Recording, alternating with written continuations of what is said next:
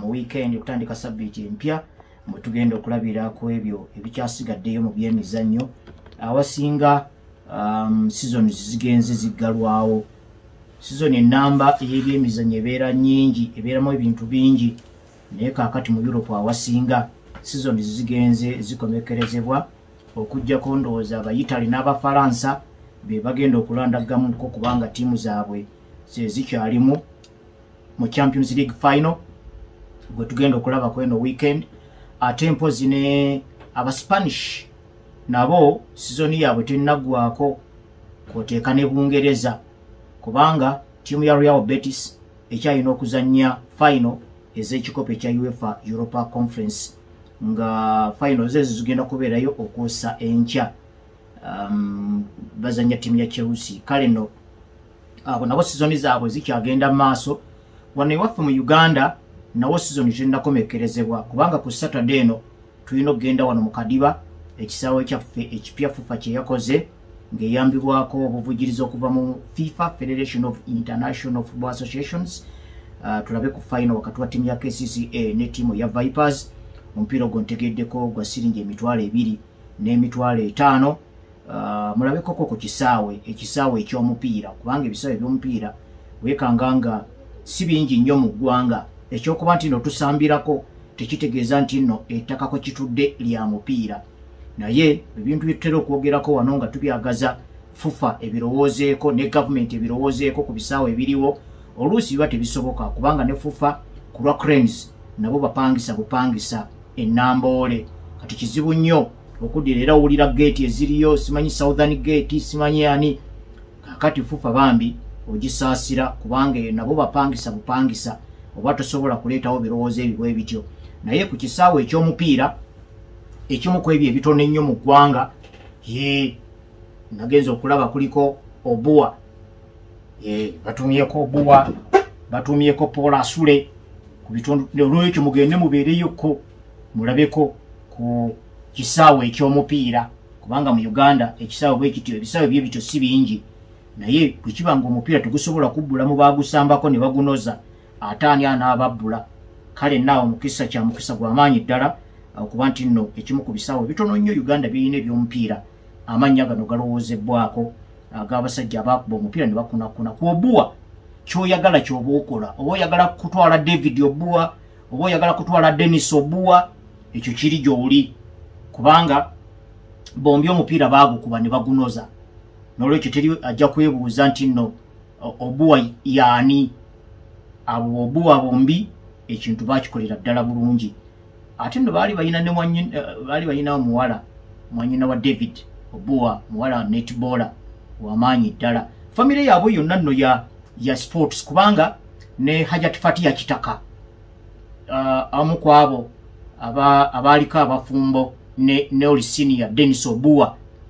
naye omukyala yakunakuna nnyo mu kuzannya omuzannyo gwe gwa netball. Hajat Fatia Kitaka waali awo mwabamanyi emakindye n'okwatako ku lugenda e Munyonyo abeera sayidi awo. Mukyala kakati akaddiye naye yaliko mukyala wa Dennis Obua era nga netball amuzannyira ddala bulungi ne ku national team, era yaliko ku lukalala lw'abazannyi abaagenda mu World Cup eya netball Uganda gye yasooka okwetabamu mu Trinidad and Tobago mu mwaka gwa 1979. Kale famire nzito mu byemizannyo, n'olwekyo gwe gw'oyagala Obua gw'oba otwala, era FUFA yalengedde nnyo okulaba nga erinnya eryo erikomyawo mu mupiira. Kale mugende mubeereyo KCC nga izannya ttiimu ya Vipers ku Saturday mu Uganda Cup final. Era season ya Uganda tennaba kukomekerezebwa kubanga emipiira gyaffe egy'ebika eby'Abaganda gikyagenda mu maaso. Bayingidde quarter final okwosa enkya ku ssaawa 8 mugenda kulaba beddira Ekkobe nga basiitaana n'abeddira Engo. Olwo ab'omutima omusajji baddewo ku ssaawa 10 nga bazannya n'abeddira Endiga. Kati ate ewankulukuku wajja kubeerayo engabi eya Nsamba nga basiitaana n'engabi Ennyunga ogwo gwa ssaawa 8, ate Mamba Kakoboza eddewo n'Enseenene ku ssaawa 10. Kitegeeza quarter finals. Ate nno jjukira za mupiira gumugumu, tekuliko kukyala na kukyaza. N'olwekyo mubeereeyo mu kulaba emipiira gyaffe egy'ebika eby'Abaganda nga quarter final zizannyibwa. olwate kutujja okuva okumanya abana abagenze mu semifinals. Mpozi era n'emipiira gyaffe egy'amasaza nagyo gyengedde benna akamanyako abakyasembyeyo be b'amawokota amawokota baabo bamaze dda okulangirira coach David Mutono nga yagenda okubeera coach waabwe. Dr. Lawrence Mulindwa yakkiriza okubeera patron wa tiimu eyo. Kale tukwebaza owekitiibwa Kayima mukyalo oyo. Biseera ebisinga wano mu Buganda abantu abafuna offices ezennene babadde basinga kubeera basajja, naye Kayima mukyala era ebintu wuyo abikwasiza maanyi abazanyi yabalaze eri kugamba eri abantu abasibuka mu mawokota era embeera bwatyo n'agikwataganya bulungi. Kale n'emipiira egy'amasaza nagyo gyengedde, kitegeeza season yaffe eya Uganda eyinza obutakoma kubanga ebyo byonna bwe binagwera ndowooza n'empaka eza CHAN zijja kuba zengedde kubanga tulina waawo CHAN mu mwezi ogw'omunaana okutandika ng'ennaku z'omwezi 2 okuyitiramu ddala paka ennaku z'omwezi nga 3. Kati ate bwe tunaavaawo awo si CAF Champions League ne CAF Confederations Cup eri clubs ezina baziwangudde ebikopo wano, ekikopo ekya Uganda Cup n'ekya Champions League. Ate oluvaawo liigi yaffe teddamu mu mwezi, eyinza okuddamu mu mwezi nga ogw'omwenda obanga gwewerekeddemu awo oba ogw'ekkumi nga gutandika. Kati ate mu gw'omwenda mwennyini World Cup qualifiers we ziddamu. Kale kwegamba olaba omwaka gwonna gugenda kubeera bize bwe gutyo. Kale yembeera eyo naye nga okutwaliza awamu season zakomekerezebwa nga n'abawanguzi ekisinga obunene nti abawanguzi abasinga babadde bamanyikiddwa. Emipiira gyagenza okukomekerezebwa nga abawanguzi bategeerekese okujjako ekyabadde eyitale ekyo kyawedde Friday ekiro nga abasajja ba Napoli bafungizza bulungi okulaba nga beewangulira ku kikopo. Teebereza Napoli tiimu nnene naye eyo Scudetto gye baawangudde yabadde yakuna mu byafaayo byabwe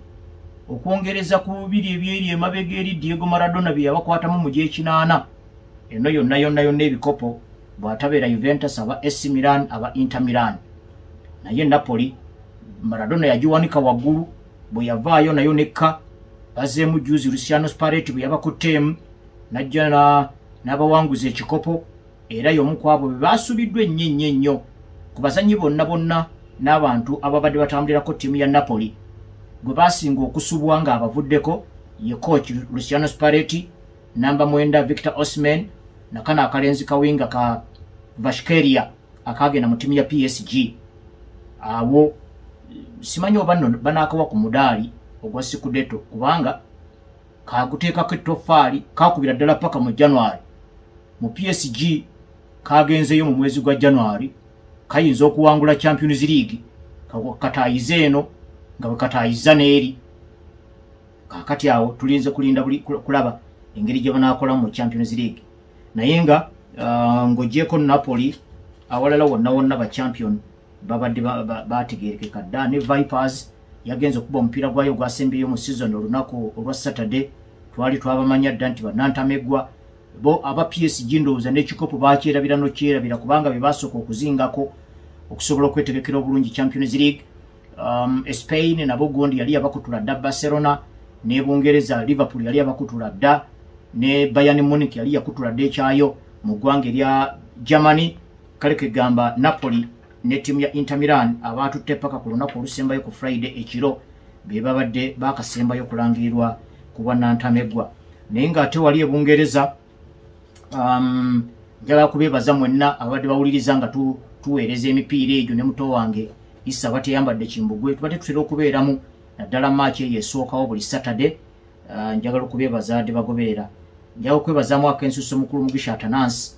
Omwami oyo nze ekintu nali nakisuulawo. Omwami oyo alina obugambo bwe yansonsekasonseka. Mugisha Atanasi oli musajja. Kale season eyo ne tugikwatamu bwe tutyo ne tujja ne tugiwunzika bwe tutyo. Naye nga akaseera ke mubadde mutuwa kampani nga tubaweereza bannayi tubeebaza nnyo ate katuyinde tulabe season ejja engeri gy'eneebeeramu. Naye nga wane waffe mu ggwanga Vipers bwe yawangudde ekikopo ttiimu ya NEC yabaddiridde ne ttiimu ya Bolo neddako bano nno bonsatule buli omu yakubiddwamu emipiira 3-3 gyokka. Vipers nejja negwamalira emipiira 6, NEC negwamalira emipiira 7, ate Bull negwamalira emipiira 11. Bwe kyatuuse ku kuteeba goolo, Vipers nga bannantamega bateebye goolo 49, ate yo NEC neteeba goolo 44, mpozi tiimu ya Bull yateebye goolo 38. Ba top scorer aba league ye tiimu ya KCCA, naye ate no babadde ba second top scorers aba tiimu ya KCCA bateebye goolo 47, naye ate tebanyukidde mu bifo bya kumwanjo. Naye obanga ogezezzaako okugoberera kasookanga Uganda eva ku clubs 20 okubeera mu kibinja ky'ababinywera okujja ku tiimu 16 kaakati ze tusambisa, olaba nga tukyalina okusoomooza okw'okuteeba goolo. Champion bw'abanga yateebye goolo 49, omuntu yenna bw'abanga tagezezzaako kugoberera byamundako ayinza okugamba nti baaka zaffe ziri organized nnyo, naye bw'oyongera n'obikulabikula lwaki baaka zokka ze zibeera organized? Oli wagambira nti baaka zaffe zirina organization ya kika kya waggulu, kubanga organization tejja na nature, ejja na coaching. Omupiira gwavaayo dda eri gwogamba nti omusajja Jimmy Kirunda ajja kukubira baaka, ye n'alowooza bulowooza nti nakukovuga bwoti ogenda kuyita wano. Kati omupiira eyo gwavaayo ne gujja kukutegeka to organize. Oli n'omanya nti nno bw'ajjiramu eno channel ayina kuyitira wano, nina mutaayiza bwenti oba sikyo, biri organized bwe bityo. Kati ngamba otya nti nno mu coaching setup yonna ya Uganda babaaka bokka be bali organized, nga tetuyina nga tebasobola ku organizinga ba strikers okwanganga babaaka bali abali organized. Wakyaliwo ebibuuzo coaching yaffe byerina okuddamu. Tunakola tutya okumigratinga okuva ku kuyimirirawo ku basambi abalina natural talents oba abo abalina natural talents ne tubayingiza mu playing structure esobola okwongera okukosa opponent. Katulina obuzibu obutegeka emikisa egivaamu goolo olw'okuba bawinga bali enkola y'abakabagambe Joseph, bawinga ba Dani Wagaluka, ba Moses Soroya, ba Alimansi Kadogo, ba Kefa Kisaala, ba Kasimu Katumba, ba Samu Simbwa, ba Obadia Semakula, abali bawinga ezo bwezityo. Omupiira gwakyuka, kati tuzanyisa ba inverted wingers. N'olaba Usama Arafat wa lefti nga KCC ajukubira ku side ene ya ddyo. Kyekimu n'ono omulenzi gundi nana kwikiriza gubagula Jozi mu tiimu ya Bull. Ogenda okulaba Jona Kakande mu tiimu ya Villa, musajja wa ddyo ayita ku kkono, naye ate neeyisaaye si yemu ne ya Philip Sozi, kuba Philip Sozi mu Villa yasooka okuba ekintu ekyo nga wa ddyo naye ng'ayita ku kkono. Naye nga bw'olaba enneeyisaaye n'engeri gy'ategeka emikisa egivaamu goolo olaba nga yanjawulo. Wano Jona Kakande teyeetaba nnyo mu kuteekateeka mikisa givaamu goolo, naye akugirako ba opponent bwe muba mudduse bulungi oluusi naye n'okuteeba n'ateeba. Kaakati engeri y'okulutaneetingamu,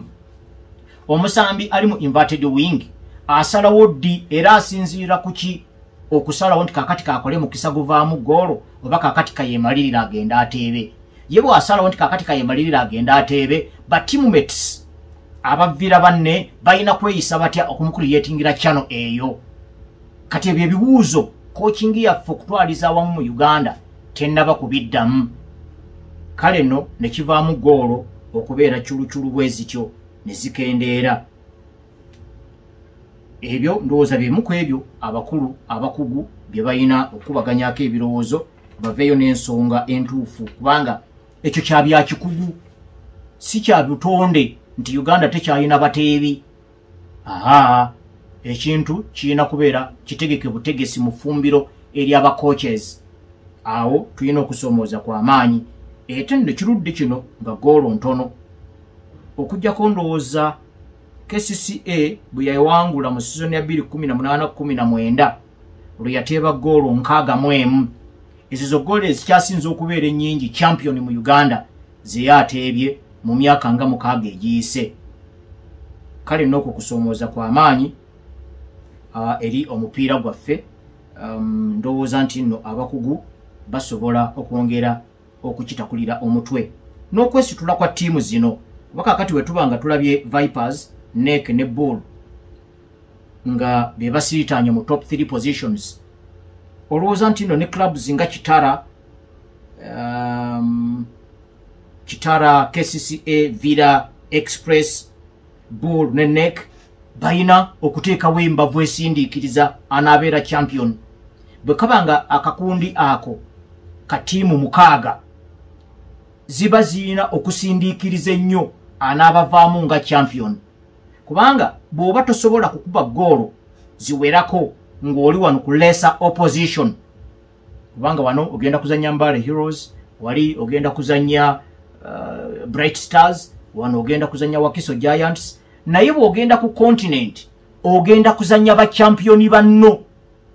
Kitegeeza nti gwe obusobozi bwo obukugwanyiza okuwangula ekikopo ogenda kusanga abalina obusobozi bwe bumu ku continent, kubanga bonna ba champion, yensonga lwaki bagiyita Champions League. Naye oba olina okwebuuzaamu, bw'oba tosobola kuba goolo 3 ng'ozanya Mbarara City, ezo onozikuba Ali Ahly ng'ogenze ku continent, oba onozikuba Zamalek, oba onozikuba Esperance, oba onozikuba TP Mazembe, oba onozikuba Mamelodi Sundowns, oba onozikuba Simba eye Tanzania, kubanga abo bw'ogenda okusangayo ku continent togenda kusangayo mu yabayabanga Mbale Heroes nti ate n'abazanyi babadde babanja sente za abazanyi bafunira ddala sente nzito ku continent. Ate bannanyini kuddukanya clubs ezo batagetinga knockout stages ezirimu ensimbi. N'olwekyo kiba kitukakatako ffe nga bannamupiira ttiimu 15 ezisigaddewo tuteekewo obujulizi obusindiikiriza n'okulemesa champion, nga tukimanyi nti nno champion ayina okuva mu oba kale katugambe mu Uganda tulina big 6. Bw'oba oyina URA, oyina Kitara, oyina Villa, oyina KCCA, oyina Vipers, abo n'Express muyina okwekolamu omulimu musindiikirize, kubanga mwenna muli ba potential champions. Kati anaabavaamu ayina okubanga akatuuyo kamaze kumukka, kubanga mumuwa eyandibadde nga minimum ey'okuvuganya, kubanga eri gyagenda kizibu nnyo okusanga club wano mu Uganda nga eyina obusobozi ng'oba El Merreikh ye Sudan, oba Al Hilal, oba Zamalek, oba Orlando Pirates. Kakati wekibanga toyinaamu balina busobozi bwe batyo bagenda kusindiikiriza, kati ogenda kweyisa otya nga obasanze ku continent, kubanga bonna ba champion bw'ogenda okwaŋŋanga. N'olwekyo ekizibu kya mupiira gwonna okutwaliza awamu tuyina okukinogera eddagala. Bugoolo obutebwa butono tuyina okubwongerako. Mu kaseera kano nga season zino zewerekedde, nga n'emipiira egisigaddeyo egya season eno gye tukubye omugongo gya kunojjola bunojjozi, nga mpozi ekinaaba kisigaddeyo kwe kulaba Balondo, kuba kakati Balondo bw'anaaba nga atambudde ne season kitegeeza baba balina okulinda ebinaava mu mupiira ogwa final eza UEFA Europa Conference ne final eza UEFA Champions League. Ekyo nakyo bakiteekeko balabe. Simanyi oba UEFA Nations League eno Spain gyegenda okuzanyira Germany mu semi-final, simanyi oba nakyo bakitadde ku season eno, kubanga ekyo nakyo kiyinza okuwa enkizo abo abasambi abanaaba bakyalimu. Kitegeeza Kylian Mbappe ng'omu ku Bafalansa newankubadde nga ttiimu ya Real Madrid yawangula La Liga n'etawangula ne Champions League, ate bayinza okulabika obulungi mu UEFA Nations League. Ebikopo ebyo ebya national teams bitera okuzitowa okusinga club football. Kati ate era kyesinaba kumanya bulungi, kubanga aba Balondo buli season bafulumya kwe basinziira okuyungula. Oyinza okusanga abantu nga bali ku social media eyo nga bakaayana naye nga tebasomye na mu tteeka bali kwe basinzidde kulonda. Oli ye n'alaba bulabi nti omwana Mosala ng'afumuuse eggoolo bannaye bamubbye nti bamubbye. Kazi oyina kumala kusoma mateeka ki ge baatadde okuba gakyuka, kumpi buli lulonda gakyuka. Kakati bo be bamanyi okubasinziira okulonda, naye nga waakiri amateeka gakyuka. Oluusi balonda kalenda ya yeyo okuva mu January okutuuka mu December. Oluusi ne balondera ku seasonal basis, okuva season etandika mwezi gwa 8 okutuuka mu mwezi ogw'okutaano ogw'omwaka oguddako ye season. Kati ebiba biguddewo wakati awo kubasinziira okujajinga. Kati simanyi kizibu ku mupiira gwonna Mo Salah gwafuumuuse Liverpool ewangudde Premier League yokka. Naye ate mukyalimu abasambi nga bawangudde liigi zaabwe ate ne bajja ne bavuganya ne mu Champions League okusingako Liverpool we yakoma. Kakati awo bwe bongerako ne UEFA Nations League ne bongerako ne FIFA Club World Cup nga bagibalanga season emu. Omusajja watu Mo Salah ajja kuba takyavuganya kubanga banne bayina enkizo ku bikopo ebyo ebyeyongeramu. Ate bwe kituuka ku UEFA Nations League awo ekiyinza okuyambako okubalansinga ebya Mo Salah kwe kuba nti nno wakiri waliwo emipiira egy'omuzinzi egya ttiimu y'eggwanga naye ogenda okututunulira wano mu AFCON mu CAF tetulinawo ekintu kye tulinawo mu ekyo ekibangirizi awanabeera UEFA Nations League tulinawo mpaka za CHAN ate Mo Salah takkirizibwa zizannyamu mpaka za CHAN tezikkiriza bazannyira bweru wansi zaabwe. Kati ogenda okubitunulira byonna nga okujjako abana abatafuddeyo kumanya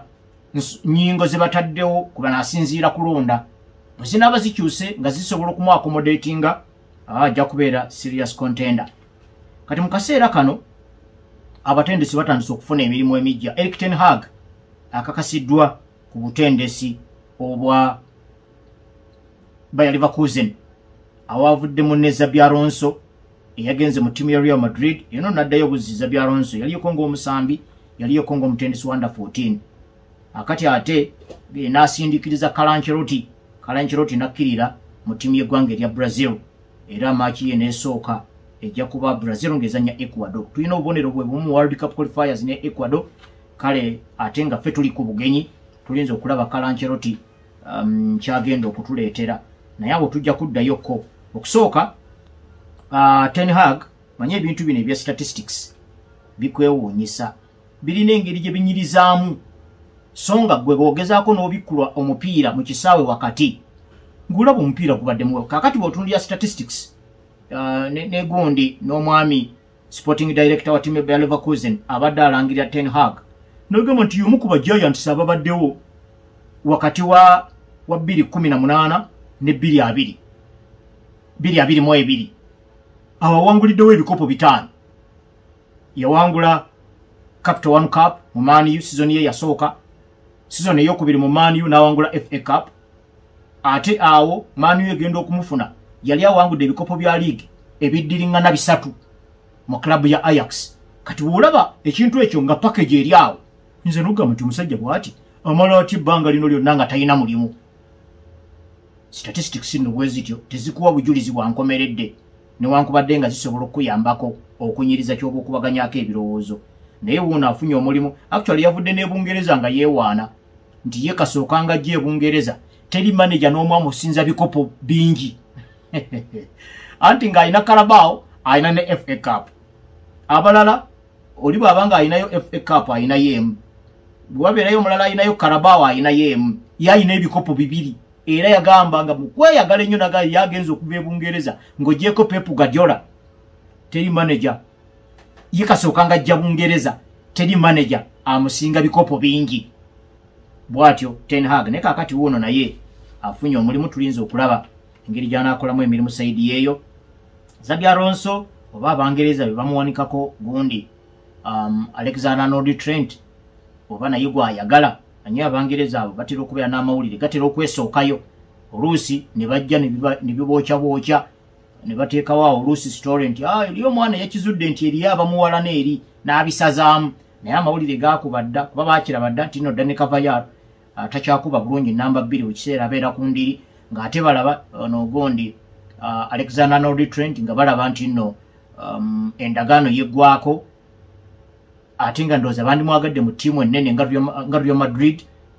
Ekirabika nti amawulire ge gakyakikitembeeya bwekiti tewannabeerayo nnyo kintu kiri official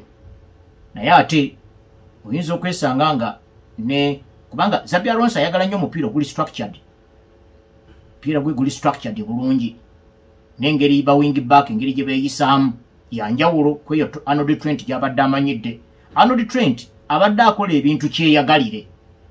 bwayagala agenda ku line naleta cross bwayagala ayita munda n'abakuba ennyanda abadde abikola mu ngeri yakyeyagalire naye kiri structured ntinno kino ky'olina okukuba awo simanyi nja kumulindako mulabe bulabi engeri gy'aneeyisaamu kaakati ekirala ligi ye Spain bamanyi okulozinga down spaces neweesanga nga tolina nnyo space muyinza kwegazaanyiza nga bwe kiri Bungereza osobola okusanga ku kibangirizi emisinde ne giddiŋŋana naye Spain ogenda okusiba nga waliwo akasajja kali awo tekagenda kulinnya tekagenda kupapya tekagenda kusindika naye buli muntu yenna yali asambyeko ku mupiira buli lwosiba nga waliwo akasajja akali awo weekanga okankanyemu oluusi byoyagadde okukola ne bitavaayo bulungi n'olwekyo nga tetunnaba kumanya oba Arnold Trent muzanyi wa Real Madrid oba tannaba tusooke kwebuuza anaasobola okusamba ensamba eri structured ng'eya Xabi Alonso gy'ayagala ekyokubiri awatali bibangirizi yeegazaanya asobola okusamba under pressure ebyo ndowooza tunaabirabako oba oli awo nga taaki etandise okunyooka naye bw'oddako ku nsonga eya Carlo Ancelotti musajja nno munna business bamuyita Diego Fernandez yeyamuperereza actually yakoze ddiiru eno ng'aperereza ye Carlo Ancelotti ng'omuntu n'aperereza Real Madrid naddala Florentino Perez president wa tiimu eyo n'okuperereza federation ya Brazil kuga ye yabadde awo ng'akuba midi ng'akuba free roll wala bawazenkenyera nga wagira nga wakwata era okukakkana n'amukkirizisa okugira agende akole emirimu newankubadde nga Real Madrid emu ku ezo ttiimu ezayitiddwa okuzanya mu FIFA Club World Cup Carlo Ancelotti endagaano yandibadde ekyagenda mu maaso naye baga nti sajja ekintu akiteera awo agire nga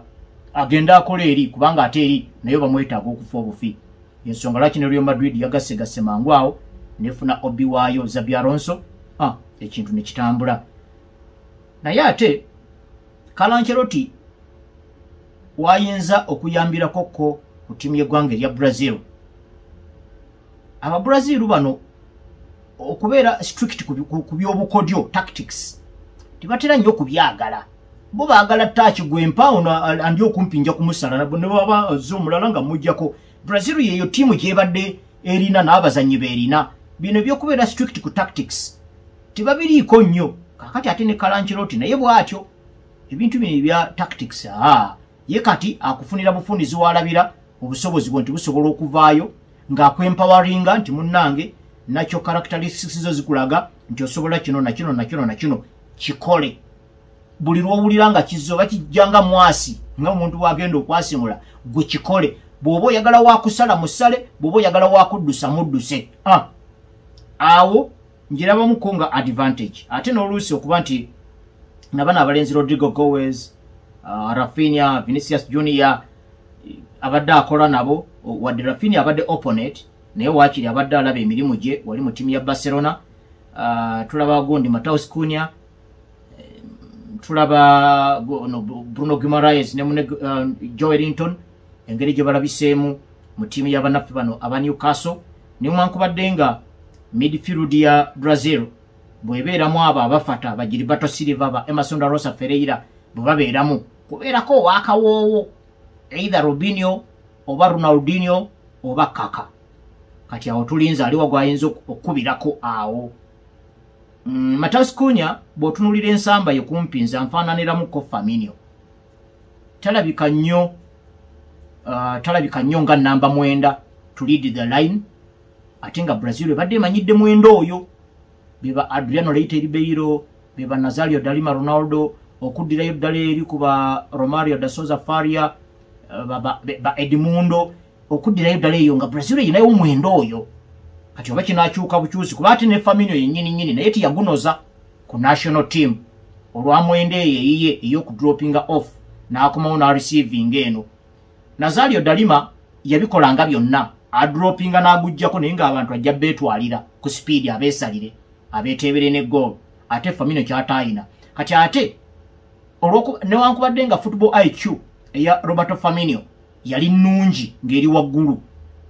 naye ate ng'ajja n'adaalimba tamanyi kukuba business kati ekintu kino nkiraba ne Mateus Cunha ono nawulidde maani yo yagala mutwala bagala namuwa shirt number 10 baddemu Marcus Rashford ku bukadde kumpi nkaaga mu bisatu oba pound naye tamanyi kukuba business eno alabise yaliko ko ne mu Atletico Madrid n'atalabika bulungi nnyo eno mu Wolverhampton Wanderers abadde agira naye abasambi abo bwe batyo ngera batulaba Eberechi Eze mu Crystal Palace bw'abanga ye munene aliyo afune betu eriyokwekolera kiyandiyagadde with a free mind kitegeeza nti ndo tajja kangibwa kubanga abaliwo balinga ba junior ne bwagezesa ekintu kye ne bwe kitavaayo bulungi tagenda kunenyezebwa kyekiringa gundi we yali afuuse mu Arsenal Thierry Henry atandise okugezesa ebintu ntwawo so omusambi bwafuuka senior mu team bw'ategendereza nnyo atera okugjamu ekintu ekyo naye ate Eberechi Eze yate kimuyambye kwesitula kumanya nti no tiimu gwerindiridde tiimu gwetunuulidde emirimu n'agikola naddala sizoni eno kyekimu ne Matheus Cunha bwakyo bw'alabise naye jjukira eri gy'abadde mu Wolverhampton Wanderers y'abaddeyo omunene abasambi abamu akapiira kamanyi okweveera ng'azze mu mbeera nti alina okubulira mu balala kubanga singa anajja mu tiimu nga Man U ajja kusangayo ba Bruno Fernandes be banene baayo akati bayinza omutuma ekintu awo n'akikola mu kwegazanya ng'amanyidde okubeera omunene Casemiro yagenda okuva mu tiimu ya Real Madrid yali munene ogenda okujja eno nti atuuka okukakkana ng'ali mabega g'abantu abalala abatawangulanga na ku bikopo byawangudde akapiira katuuka ne keeveera confidence ye n'egenda ng'ekkirira kati n'atandika kuba mupiira gwa kukankaniramu mupiira gwa bulijjo era Casemiro ogenda okuwulira enjogera bbiri nti gwe balina okugoba mugamba Casemiro gwe tumanyi bamugula bati obukadde 7 ate nga wakugoba ekyo ne kiddayo musambi bw'ogezaako mukkakkanya nti ayinako abanene bayina okugwamu oluusi abamu confidence levels zaabwe ze zituuka ne zikkirira n'atandika okuba omupiira nga gwakukankana n'olwekyo bye byagwa ne ku Juan Sebastian Veron bwe bajjako awo mu ttiimu ya Man U ba Angel Di Maria bagenda okujja ng'omupiira tumanyi nti bagumanyi naye ne bajjaawo waliwo abanene baawo abasajja batandika okukankanira awo akaliba ne keeveera so kati simanyi Matheus Cunha ki bw'anaaba yeegasse ku Man U bwe tunaalabako naye mulabamuko similarities ne Roberto Firmino olina okumwetolooza abazanyi era abagezi nga bo batunuulira butunuuliri neeyisaayo ne bamanya kyagenda okuzzaako ku lw'obulungi bwa ttiimu naye nga bino byonna ntambulira ku Carlo Ancelotti okwegatta ku Brazil be bamu ku bazanyi abayinza okwogerwako nzinyiza n'obuteewuunya waddamu n'ayita Casemiro nyinza obuteewuunya nze ndowooza Casemiro environment mwasambira mu United si eyo kubeera singa yali agusamba bwatyo sirowooza nti ino United yandikutte obukadde 7 n'emugula era nze bwe naalaba nga y'omu ku be bazzeemu okuyita ku national team z'omu ku batajja kwewuunya naye Carlo Ancelotti ng'omupakasi ow'omupiira ayinza okuba of course alina pulaani ye yagenza okukkiriza project eyo naye simanyi kiri mu mindset y'abaamuwadde omulimu aba Brazil tiimu zino ennene gy'okoma okubeera omunene gy'okoma okuwangula ebintu n'abo b'obadde owangulako gye bakoma okwongera okwetegekera kati weesanga nga tiimu zino ennene bwe ziba zigwa tezigwa mulundi gumu ogenda okulaba nti nno mu World Cup ya 2014 Germany ekubye goolo 7 goolo ezo 7 ziyinza okuba nga zaanywa okuva mu 2003 nga wakamala okuwangula World Cup ya 22 naye process eyo nejja nga tefiibwako nejja nga enafuwa nejja nga eragaya okutuuka lwekutuka kati gw'ogenda okulaba 2014 wayiseewo emyaka kumpi 10 ng'otunuulira kooki aliwaawo ng'ogoba ng'otunuulira abasambi nga basatu ng'ogamba tetukyaddamu bayita kwegamba embeera eya quick fixing si ennungi eri omuzannyo gw'omupiira okuggyako nga ttiimu yo ebadde ntono mu kuwangula ebikopo kati nga bwe twalaba Bufalansa ekikopo yasooka kyegezaamu mu 98 kyova olabanga babadde consistent mu kulinnya n'okuvuganya wadde nga si buli kiseera nti babadde bawangula ekikopo babadde bataddewo embeera eri consistent mu kuvuganya kubanga bo babadde tebamanyikiddwa gw'abadde tamanyikiddwa oyina that is obanga toyisanga Bungereza omanyi Bungereza esigala nga nafu naye awala legattawo mawulire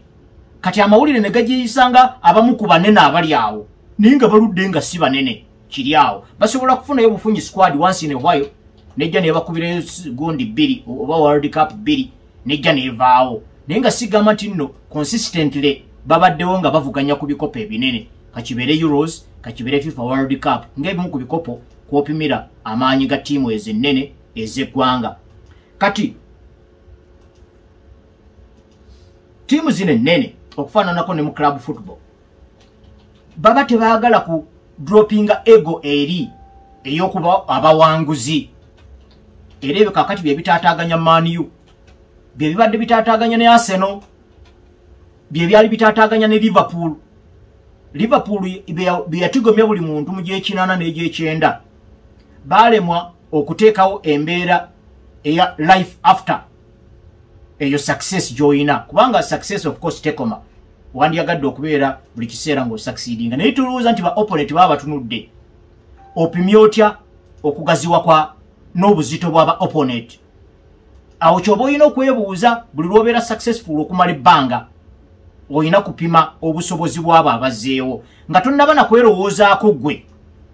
kiki ky'olina mu nkambi nekyotalina olina okusooka n'owandaaza n'otunulatunulako mu nkambi endala gundi apanga ki alese manager ki basambi ki alina abasambi bameka abayinza okuvuganya defensive mechanism ye eri etya kati bw'omala okukola analysis okwo kw'osinziira okukola plan eyiyo ng'abadde omunene okusobola okuteekateeka squad eyiyo esobola okwaŋŋanga bali so si kugamba ffe kino kyekyaffe abalala bajje mu academy yo abalala n'omupiira teguweze naye olw'okuba nti nno omwana wa academy tuffe tumukuziza ng'omuleeta Liverpool yasooka ne yeekaza egenda okuyingira egy'ekyenda egy'ekyenda ng'ebikopo ebirabako egenda okuyingira egy' 2020 ng'ebikopo ebirabako okutuusa lwe bakkiriza kwegamba bo bakkiriza lwampaka sigamba nti nno baali balinawo enkola eŋŋenderere ebakuumira mu transition period eyo nedda omupiira gwe gwabanyigiriza bagenda okulya nga tebassa paka lwe baabita kugenda okuwulira Liverpool eri mu kyamunaana eri mu kyamusanvu biri byogamba nti erina okukiika nekola ki bavuganya Man U simanye ebikopo bimeka nesooka nebivaako okutuusa Jurgen Klopp we yazze kati ne baddayo engulu ne bazuukuka nabano United ne Arsenal nabo babadde bawalaaza empaka naye gwe omupiira gukuwa obujulizi gwosobola okusigala ng'olina okwewulira kuwo ng'omunene nakinaki naye gwe omupiira buli match day buli season gwe gukuwa obujulizi nti munnaffe tonnatuuka kati ebisigadde biri gy'oli ate gwe omupiira tegutambulira ku bigambo tegutambulira ku emotions gutambulira weetegese otya sikwadi ogitegese okusinziira ku kuvuganya kwesuubidde okufeesinga gwe bw'ogira nti bano nze be bannyumisiza kale ng'obeera ng'era semaka alina oluggi olunene bw'anaagulayo omupiira ye n'atuula wali ku garagi waggulu n'alaba abaana be nga taakyenyooka abaana be bazannya bw'oba oyagala bw'otyo gw'omupiira nga gukuwa obujulizi bw'oba oyagala okuvuganya olina okupima obulungi ennyo obuzito bw'abavuganya ne bye bakoze ne bye batakoze kakati gwe byokola birina okubuuka ebyabali mu kuyingira mu katale mu bazanyi b'ogula mu nteekateeka ya matches mu nteekateeka ne match ng'egenda maaso olina okubeera ne manager agikwatamu kubanga bw'oleeta obukodyo okuva mu dressing room ng'olowooza nti weebunaakuba match ennamba opponent ayinza okwekyusa mu dakiika nga 10 ng'akuba kirala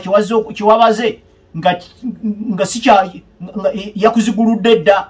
kakati mu tiimu yonna ebeesamba omupiira gwe manager gw'olina amagezi ago bali abalala abasambi si bakooki gwe kooki amangu ago olina okola ti opponent nabadde mubaze kugira bwati naye kati rawala awo yeekyusiza n'olwekyo katukwatire wano kati omupiira bwe kutyo ogulina okubeera naye bw'ogamba nti ani agula oyo tatisambira mu tiimu yaffe ekikulu kiri nti mu kusambirayo oba butasambirayo abadde agwanidde oba abadde tagwanidde kati ebyo byonna byonna ebibuuzo birina okubeerawo ng'oyiga mu nsobi ez'aba opponent ne mu nsobi ezizo so kati Brazil naye eri mu mbeera eyo ekyalina ego ey'ebyafaayo kuba tiimu nnene kuba tiimu yesinza okuwangula World Cup ennyingi kuba ye tiimu etalemererwangako kukiika mu FIFA World Cup abalala bonna abalala balemera mu kakuŋŋunta nga Uganda abalala kakati bwebera n'ebyafaayo ebyo byonna byonna baba balina ego eyo tebaagala kusumulula baddemu bazimbe kubanga okusumulula kutwala ebbanga gwanvu ate World Cup yine yengedde ya 2026 ono 2025 agenda kuyingira makati emipiira egisigaddeyo mitono okusalawo Brazil equalifying nga kweta qualifying kati kwe kufuna omusajja ayina obumanyirivu naye obumanyirivu buno abuyina ku club football national team football eno ye match egenda okusooka Brazil ngezanya Ecuador ekyokubiri olw'obumanyirivu bwayina balowoozeza nti waakiri asobola okuba isaayisa wano mu World Cup qualifier kabe kasinge ne mu World Cup eyo quick fix eyo bakuba quick fix eyo olaba United webadde bonaabona ne bamanagers uyo gundi Ferguson yavuddewo kyabaleete mu Scottish munne ate yabaddeko ne mu Premier League ng'agira quick fix bagenda okulaba nti ate bimwokeza ate ne baleeta mudaaki Van Gaal musajja yaterekako ne Bayern Munich musajja munene ayina obumanyirivu wano tikale ababa bali awo ng'ate omudaaki bimwokeza amangu ago ate baleete Jose Mourinho wa kibaasi ne counter awo wonna wonna eyo quick fix ate olwava ku Jose Mourinho ate baleeta wa counter attack Ole Gunnar Solskjaer agenda okuleeta counter attack. That is small team football. Small teams ezizanya eyo counter attack. Kwegenda okugira naye ne bimwocha ne bagoba ate ne baleeta Ralf Rangnick ku mugongo gwe ne kugirako Ten Hag. N'ogamba singa balengera wala nti nno mu myaka 10 baagala mutendesi mudaaki Ten Hag ate Van Gaal bagoba waaki.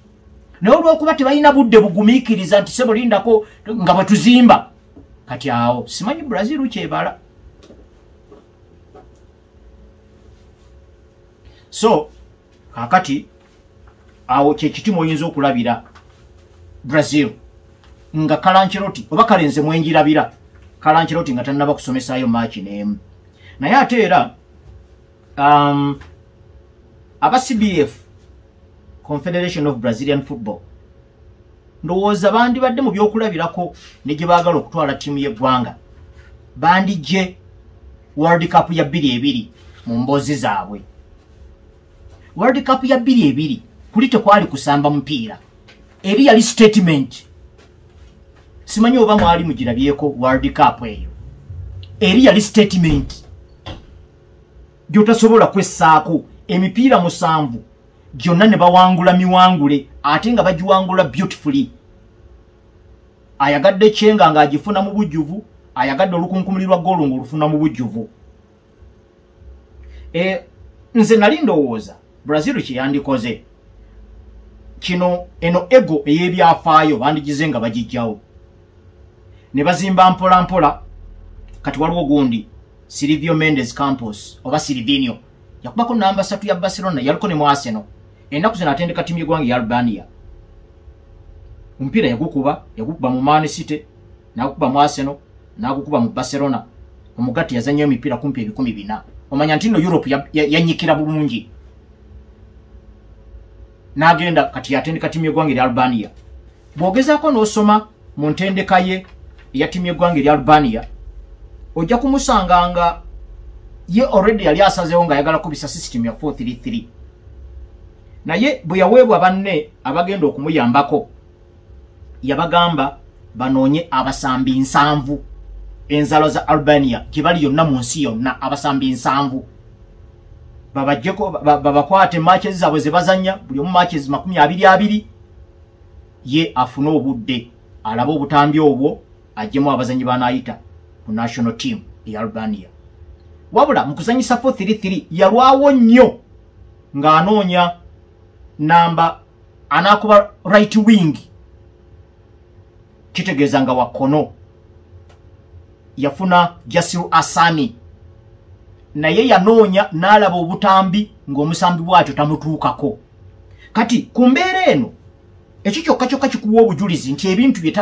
tapalapalanya nabyo obupalapalanya tagambolinga aba amaze kubirowooza kati ate Brazil abazanyi balina bangi abamu n'okuyitibwa tebayitibwa abalala baliyo balina bubeezi kyejo tebamanyi kuba business ndowooza Silvinho aba asobola okukwata ku bazanyi abo ekyebuuzibwa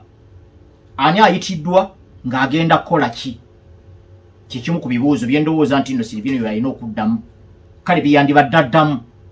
singa bamuwadde omulimu ogwo nze nali ndowooza nti bw'owa Silvio Mendes Campos n'olindako ne Fernandinho nawuliddeko Pep Guardiola yamuyise era ndowooza muyinza okumulabako ku touchline mu sizoni empya 2025-2026 nga ali ku touchline awo mu mugongo gwa Pep Guardiola. Muli olowooza nti bw'obanga otaddewo ba managers ab'ekiseera nga Silvino bw'ayongera okunyweza okuyiga obukodyo obwa Europe ne Fernandinho n'abaako kaakusuwazaamu eno after period oluvannyuma bwa season nga 3 oba 4 osobola okubayita ne bajja ne bakwata ekintu kubanga baba balaze kuba Brazil ebimu ku bisinga okugitaataaganya be batendesi baayo okuba nti balina exposure mu Europe tebalinga Argentina etuuka n'okwazika ba Mauricio Pochettino abatendeka USA n'otunuulira bano bagondi ba Atletico Madrid kabali talina namunyigako bonna bajjudde mu Europe taakira ino zirabe ziwera jozi twabadde mu mpaka za Copa America nagenzo okulaba final 4 ye semi final nga kuliko abatendesi bonna nzalaze Argentina Brazil nga teyinaako so kati eyo nayo na advancement mu coaching kyekimu kubifudde Brazil okuba nti eri wansi era ogenda okulaba amawanga gano ga Colombia gano ga Ecuador gano ga Uruguay agalinnye mu coaching ne mu kusamba omupiira ogw'obukodyo gatendekebwa abatendesi nzalaze Argentina ate aba Argentina obutafaanana kaba Brazil bafunye exposure mu coaching mu Europe kuba Europe yefuga omupiira munnange ebintu ebyekikubu naye kiri kyeggambyeko nti nno Brazil ya World Cup ya 2022 tiyali just a football team eri yali statement kubanga bw'otunulira ne Spain eyawangula World Cup ya 2010 Spain mu groups bagikubayo n'omupiira Switzerland yabakuba omunwe gundi kate batwali Portugal mu round 16 bawangula 1-0 quarter final bawangula Norway Paraguay 1-0 semi final 1-0 bakuba Germany finals bagenda na extra time okuba abadachi 1-0 World Cup ya 2014 Brazil je yategeka Germany netukuba omusanvu ku semi final bagwamu draw mu bibinja ne Ghana 2-2 okuba mukuba Brazil omusanvu oyinza okuloza bali ba invincible no ne Nigeria yali ebajjamu mu round 16 omupiira bagutwala na mu extra time ne gundi Mario Götze agenda okubatebera goal winning goal mu final nga bakuba Argentina bamala agenda mu extra time so tebali ba invincible nnyo era nokuba Brazil omusanvu tikyajjayo kifaananyi kiraga nti Germany yali yanjawulo nnyo wabula kyayongera kulaga nti ate Brazil evunze nnyo omulala eyawangulakawo ku kikopo Bufalansa bwe yawangula 2-6 yawangula yatuuka ku final naye ne mu kibinja Switzerland yakulembera n'ekyo ekibinja bafunayo ne wini obeemu Bufalansa yafunayo wini emu yokka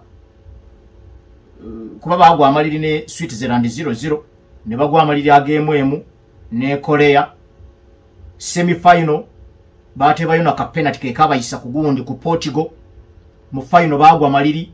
emu Italy nijja nekola ki nitwalira ku penalties ne Italy yennyini omupiira gwe bakuba gundi tegwamatiza bulungi gwe bakuba Australia gole mu kubwerere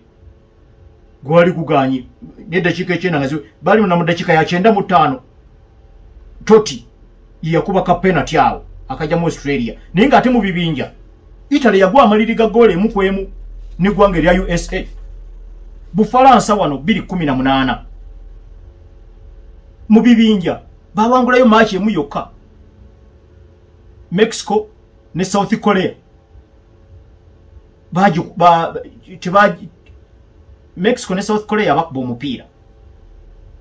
ndowooza gundi bawangulayo ka match kamu abafalansa abo 2-2 Argentina match eyaggulawo Saudi Arabia yabakuba omunwe yabakuba 1-0 so kati bw'otunuulira okuva World Cup ya 2022 Brazil ye timu ya sembo okuwangula emipiira gyonna egyali mu tournament gyonna ng'egiwangula buwanguzi emipiira 7 gyonna win Nazario Dalima n'abeera top scorer goal 8. So kati timu eyo bwetyo bw'obanga ogigeraageranya nga timu y'omupiira ya bulijjo eri yali statement namba. Bw'obanga ogezaako okuzimba Brazil empya eyo sooka ogijje mu kifaananyi ekyayo kyali kyanjawulo. Tojja kuddamu kufuna Gaucho, tujja kuddamu kufuna Nazario Dalima, tojja kufuna gundi Roberto Carlos da Silva Rocha, tojja kuddamu kufuna Marcos Evangelista de Moraes Cafu, tojja kuddamu kufuna Vitor Boba Ferreira Rivaldo. Kwegamba waagalawo strategic planning. Naye nga bw'omanyi timu ezisinga bw'ebanga ebadde nene okumala ebbanga